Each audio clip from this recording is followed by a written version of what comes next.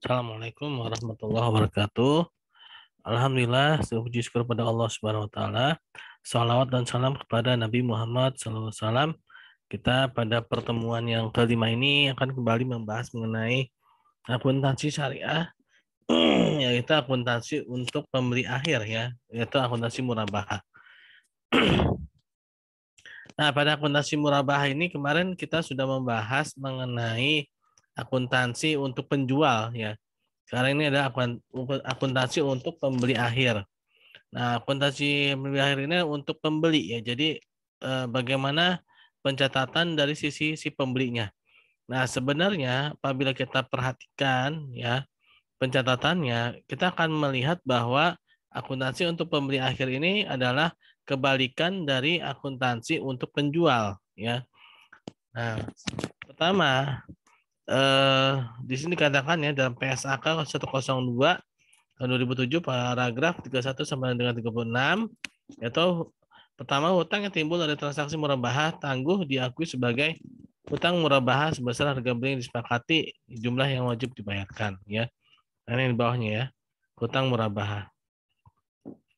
Lalu aset yang diperoleh melalui transaksi murabahah diakui sebesar biaya perolehan murabahah tunai. Selisih antara harga beli yang disepakati dengan biaya perolehan tunai diakui sebagai beban murabahah tangguhan ya. Nah, kalau kemarin itu kan di sisi penjual ya. Di sini kan piutang ya. Nah, maka pada sisi pembeli di sini adalah hutang. Nah, lalu kalau sisi penjual kemarin di sini ada persediaan murabahah ya. Lalu ada pendapatan murabahah tangguhan. Nah, sedangkan pada sisi pembeli ini kebalikannya. Yang tadi persediaan murabahahnya dikeluarkan, maka di sisi pembeli dia ada aset ya, dia mendapatkan aset murabahah tersebut ya. Nah, pendapatan lawannya adalah beban ya. Nah, itu adalah pencatatan ketika penyerahan aset murabahah pada pembeli akhir ya.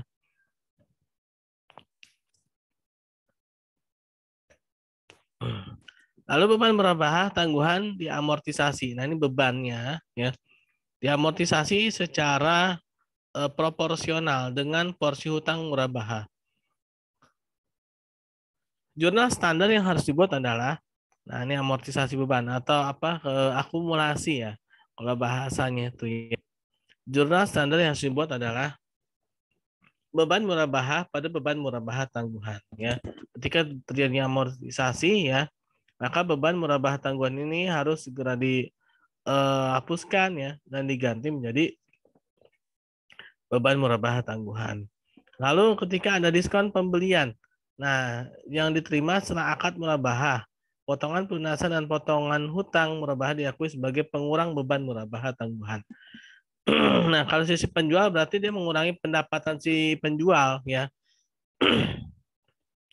Maka hutang murabahah ya, hutang murabahah berkurang ya karena adanya potongan pembelian ya. Nah, lalu ada pendapatan yang diterima yaitu kas ya berapa ya.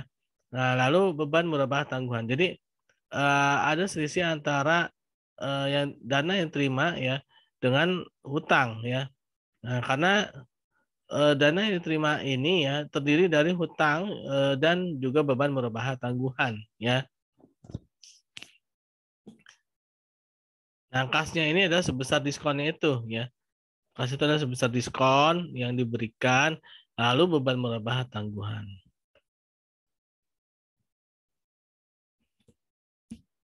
Lalu ada denda, ya denda yang dikenakan akibat kelalaian dalam melakukan kewajiban. Nah, ketika ada denda, bagi si pembeli denda itu adalah beban, ya. Denda itu adalah beban, sehingga si pembeli mencatat ya kerugian denda murabahah pada kas, ya. Kas dibayarkan adanya uang yang keluar, adanya beban yang dikeluarkan.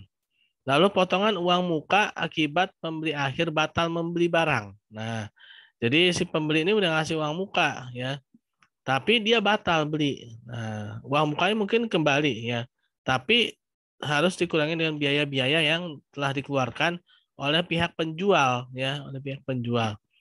Nah, maka jurnal yang harus dibuat pembeli akhir adalah sebagai berikut. Yaitu kerugian uang muka ya. kerugian uang muka ya berapa yang kalau bagi si penjual kemarin pendapatan lain-lain ya, pendapatan lain-lain. Nah, bagi si pembeli ini adalah kerugian uang muka ya. Kerugian uang muka ya yaitu pada murabahah, lalu dia baru mendapatkan kasnya berapa dan lawannya adalah uang muka murabahah. Ini uang muka murabahah ini tadinya kan dia ada di debit kan, beban uang muka gitu ya, apa? Tadinya uang muka gitu kan. Nah, bukan beban ya, tapi kalau dibilang tuh eh, bukan sewa, pembayaran di muka ya.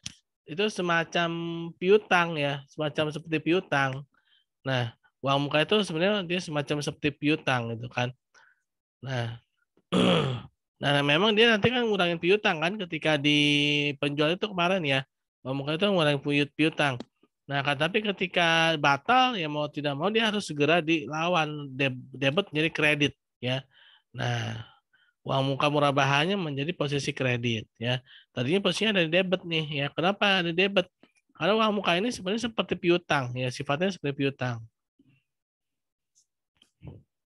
Ini adalah akuntansi untuk pembeli akhir ya. Nah, penyajiannya bagi pembeli akhir. Dalam PSAK 102 tahun 2007, paragraf 37 sampai dengan 39 telah mengatur penyajian murabahah dalam laporan keuangan sebagai berikut.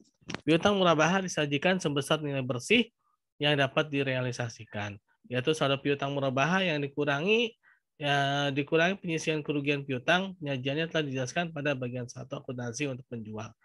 Yang kedua, margin murabahah tangguhan disajikan sebagai pengurang atau kontra account ya piutang murabahah. Hal ini dapat diilustrasikan pada berikutnya. Ini pada neraca ya. Contohnya nih neraca pada Bank Syariah PT XYZ ya. Lalu neraca ya. Lalu di sini ada piutang murabahah, lalu margin murabahah tangguhannya, nanti ini piutang murabahah bersihnya ya. Lalu bagaimana dengan beban murabahah tangguhan disajikan sebagai pengurang atau counter account ya.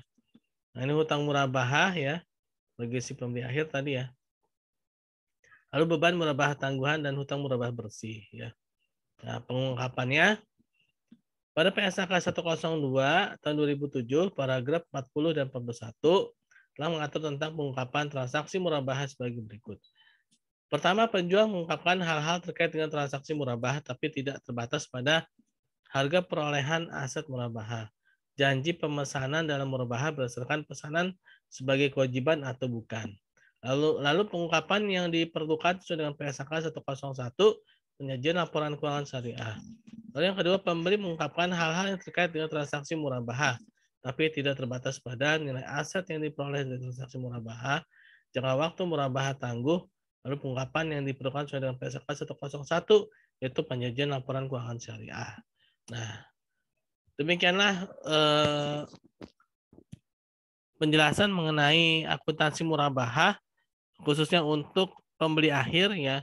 Lanjutkan yang kemarin, semoga kita semua diberikan kepahaman ya untuk akuntansi murabahah ini agar bisa bermanfaat ya. Ya, terima kasih atas perhatiannya. Assalamualaikum warahmatullahi wabarakatuh.